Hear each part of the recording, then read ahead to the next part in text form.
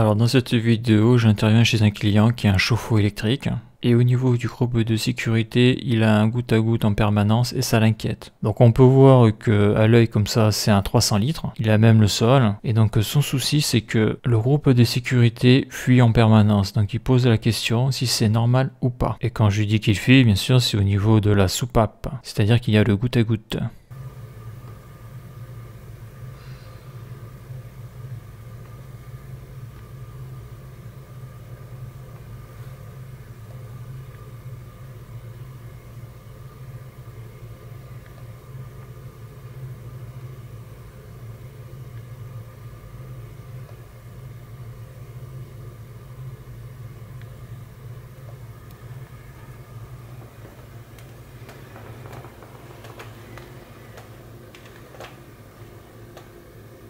Alors si je zoome sur la photo, on voit que c'est un thermor assez hybride.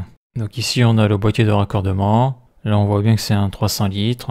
Donc là on voit que l'arrivée d'eau froide va en bas du ballon. Là on a le groupe de sécurité. Là on a la vanne d'arrivée d'eau froide. Donc pour couper l'arrivée d'eau froide, donc là on a la soupape là qu'on peut tester en tournant le bouton vert. Donc là on voit que ça goûte en permanence.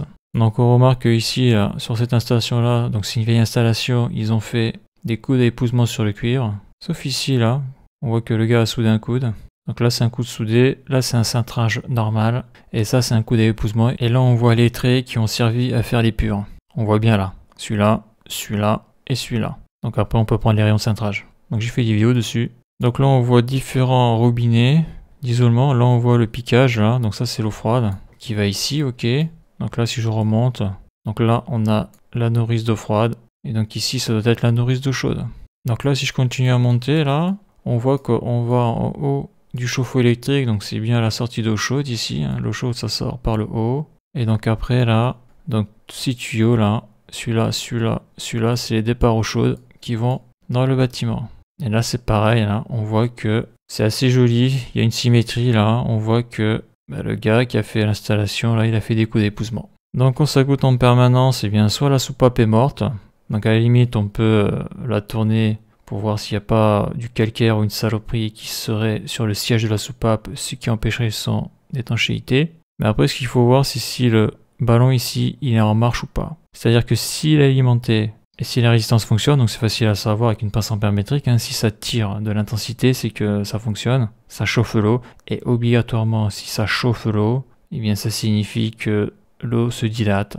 Et comme ici, il n'y a pas de vase d'expansion sanitaire, là, le ballon blanc, et bien comme le liquide est incompressible, l'eau qui se dilate est évacuée ici pour éviter de monter en pression dans la tuyauterie et de faire des dégâts sur le point le plus faible de l'installation, comme par exemple éclater un joint. Donc quand ça chauffe et que ça goûte, c'est sûr que, bon là c'est dans un garage, mais ça quand c'est dans un couloir, près d'une chambre, ça fait du bruit. Donc il suffit de mettre un vase d'expansion sanitaire et ce problème-là est résolu. Comme on avait vu précédemment dans la vidéo, ça coule quand même en permanence. Hein.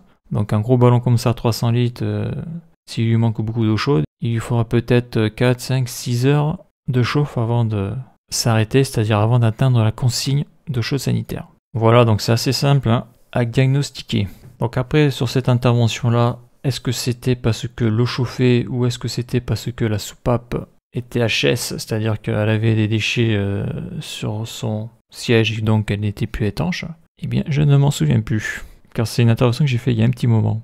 Mais bon, je trouve que c'est très intéressant, parce que souvent les gens se posent la question, si c'est normal ou pas que ça coule à ce niveau-là. Eh bien oui, si le ballon est en train de chauffer l'eau. Et non, si le ballon n'est plus en train de chauffer l'eau. Et après, quand ça chauffe et que ça coule, eh bien, le mieux c'est de mettre un vase d'expansion sanitaire. Comme ça au moins, l'eau n'est pas perdue, alors que là, cette eau-là est perdue, lorsqu'il n'y a pas de vase d'expansion sanitaire. Après, hein, sur ces chauffe-eau électrique, j'ai pas dit, mais il vaut mieux mettre un raccordi électrique, que ce soit sur l'eau froide et sur l'eau chaude, hein, sur les ballons haut de gamme. C'est livré avec.